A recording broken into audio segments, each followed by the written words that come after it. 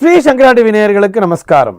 இந்த இனிய காலை பொழுதிலே உங்கள் அனைவரையும் சுபதினம் நிகழ்ச்சியில் சந்திப்பதில் மிக்க மகிழ்ச்சி. இன்று 6/3/2025 இந்த நாள் எப்படிங்கிறத பார்க்கலாம் வாங்கோ. இன்றைய தினம் குரோதி வருடம் மாசி மாதம் 22ஆம் தேதி வியாழக்கிழமை. திதி பார்த்தோம்னா வளர்பிறை சப்தமி திதி பகல் 10:51 வரைக்கும் இருக்கு. அதனைத் தொடர்ந்து வளர்பிறை அஷ்டமி திதியானது வந்து விடுகிறது. இன்னைக்கு நட்சத்திரம் பார்த்தோம்னா ரோகிணி நட்சத்திரம் இரவு 12:04 வரைக்கும் இருக்கு. அதனைத் தொடர்ந்து மிருகசீர்ஷ நட்சத்திரம் என்பது வந்து விடுகிறது. இந்த நாள் முழுவதுமே ஒரு மரண யோகம் கூடிய நாளாக அமைந்திருக்கிறது.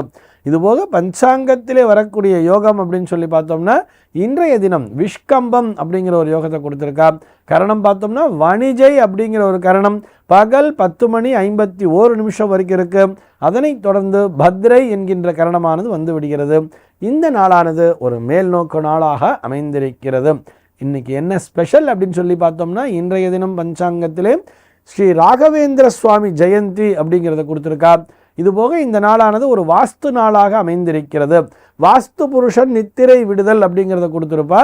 பூமி பூஜை செய்ய நல்ல நேரம் அப்படின்னு சொல்லி பார்த்தோம்னா சென்னையை பொறுத்தவரை பகல் 10:23 முதல் 10:53 அந்த பூமி பூஜை செய்வதற்கு ஏற்ற நேரமாக அமைந்திருக்கிறது.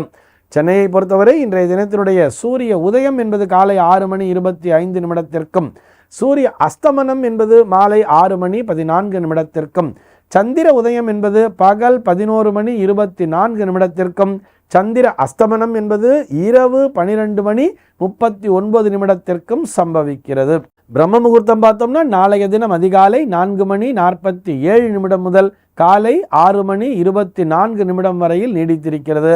சென்னையை பொறுத்தவரை இன்றைய தினத்தினுடைய ராகு காலம் என்பது மதியம் 1:48 முதல் 3:17 வரையிலும், யமகண்டம் என்பது காலை 6:25 முதல் 7:54 வரையிலும், குளிகை காலம் என்பது காலை 9:22 முதல் பகல் 10:51 வரையிலும் சம்பவிக்கிறது.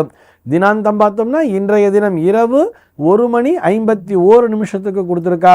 சூலம் பார்த்தோம்னா இன்றைக்கு தெற்கே சூலம் மதியம் 2:18 வரையில் இந்த சூல தோஷம் என்பது உண்டு. அதற்குரிய பரிகாரமாக நல்லெண்ணெய் தானம் விடுத்துவிட்டு தெற்கு திசையை நோக்கி பயணிக்கலாம் அப்படிங்கிறதையும் சொல்லி இருக்கா.